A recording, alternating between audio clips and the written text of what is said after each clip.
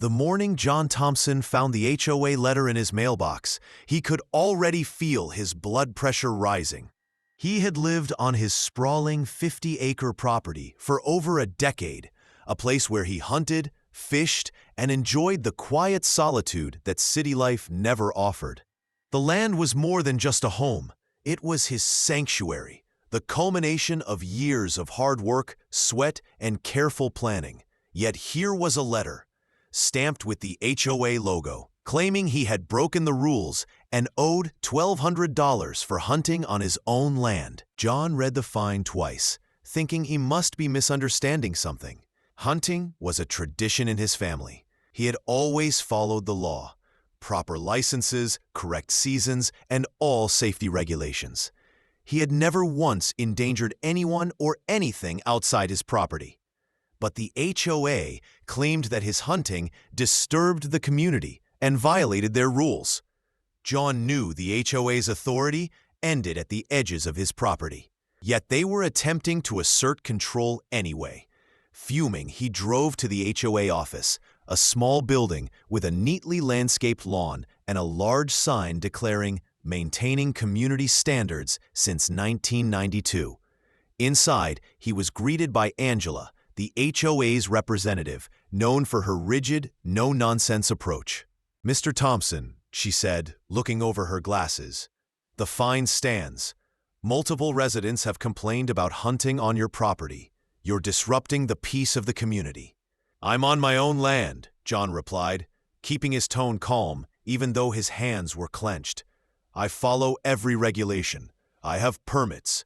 I don't harm anyone or anything outside my property. You have no authority to issue this fine." Angela shook her head. "The HOA rules exist to maintain order. We enforce them consistently. If you don't pay, we will escalate this matter." John left the office, feeling a mix of frustration and disbelief. The fine was not only unfair, it was an attempt to intimidate him, to force him to comply with rules that didn't apply. That night, he sat at his kitchen table, surrounded by property maps, HOA agreements, and his own notes. As he reviewed everything carefully, an idea began to form. The HOA's fine was an overreach, and they had no legal claim over certain areas the community had used for years as a campsite. They treated the land as though it belonged to them, relying on habit and assumption rather than actual legal authority.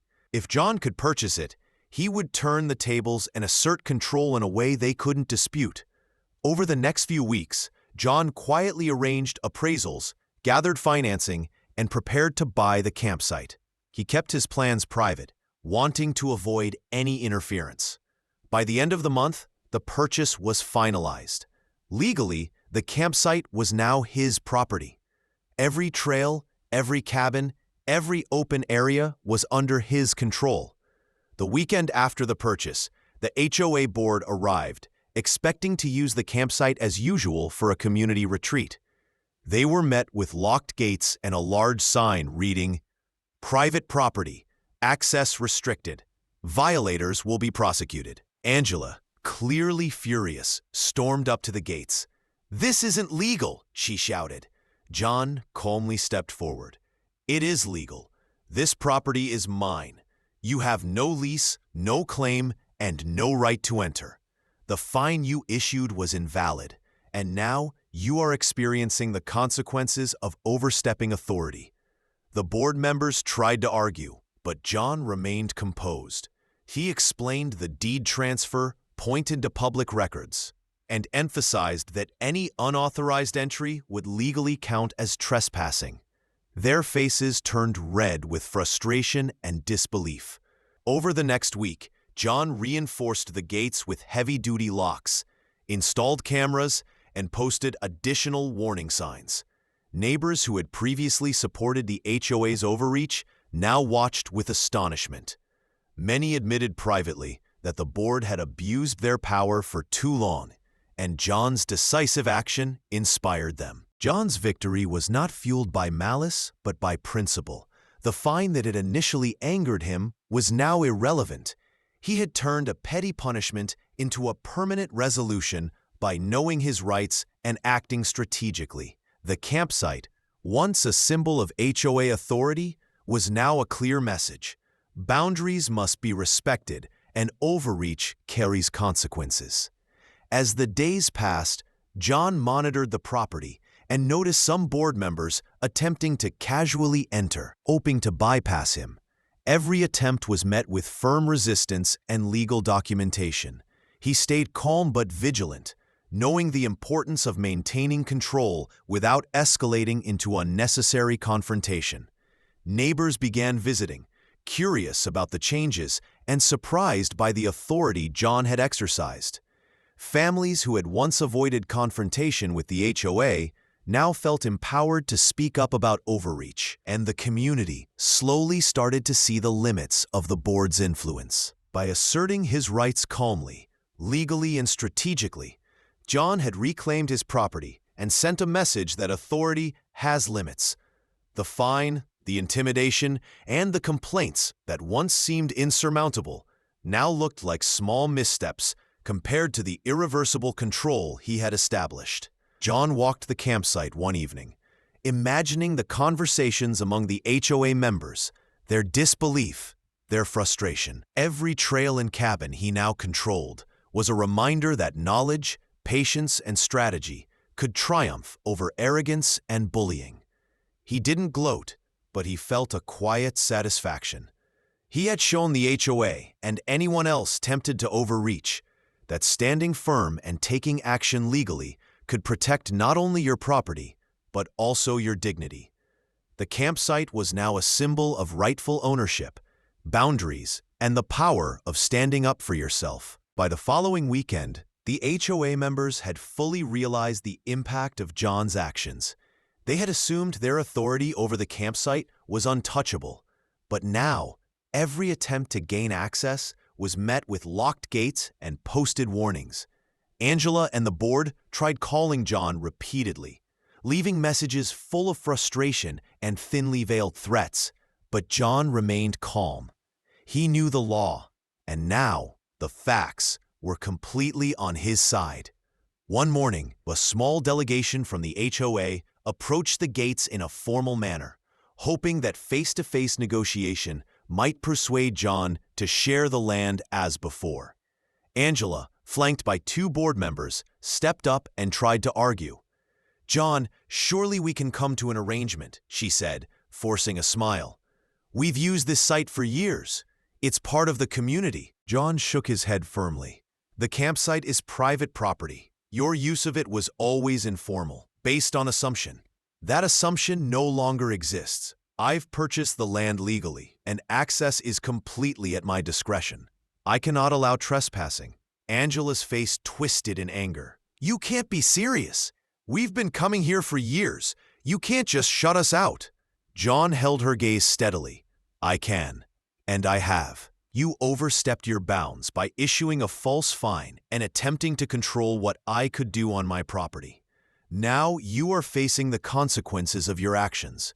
The board members looked uncomfortable, realizing they had underestimated him. Some muttered under their breath, while others tried to protest. John stood quietly, letting the moment sink in. He didn't need to shout or threaten. The legality of his ownership spoke for itself. Over the next few days, John worked to reinforce the perimeter even further. Cameras were positioned strategically to cover every approach, and signs were updated to make it absolutely clear: private property, no trespassing. Violators will be prosecuted. Neighbors and visitors quickly learned to respect the boundary, and the campsite became a secure, peaceful area free from unwanted interference.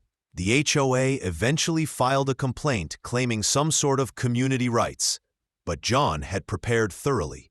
He presented the deed, documented communications, and showed a timeline proving the HOA's overreach, including the initial fine for hunting. The local authorities quickly dismissed the complaint. Any attempt by the HOA to force entry or dispute ownership was futile. Word spread through the community about John's decisive action. Some residents admired his resolve, while others quietly admitted they had been intimidated by the HOA for years. By standing his ground, John had not only protected his property, but also set an example for others about the limits of HOA authority and the importance of knowing one's rights. In the end, the campsite remained under John's full control, the gates locked, the signs posted, and the cameras operational. The HOA had been humbled and reminded that authority is not power, it is only a responsibility, and abuse of that responsibility carries consequences. John had turned a petty fine into a permanent assertion of his rights, ensuring that no board member would ever think they could dictate what happened on his land again. John often walked the campsite at sunset, looking over the quiet trails and cabins he now owned outright. There was satisfaction in knowing he had acted decisively, strategically, and legally. The fine that had angered him so deeply was now irrelevant, a small spark that led to complete control over the property. His patience, careful planning, and knowledge of the law had turned an unfair situation into a triumph, leaving the HOA and its members with no room to challenge him. By the time the leaves turned gold that autumn, the campsite was peaceful, secure, and entirely John's. The HOA learned their lesson. Overreach brings consequences, and sometimes the quietest, most measured actions can have the loudest results.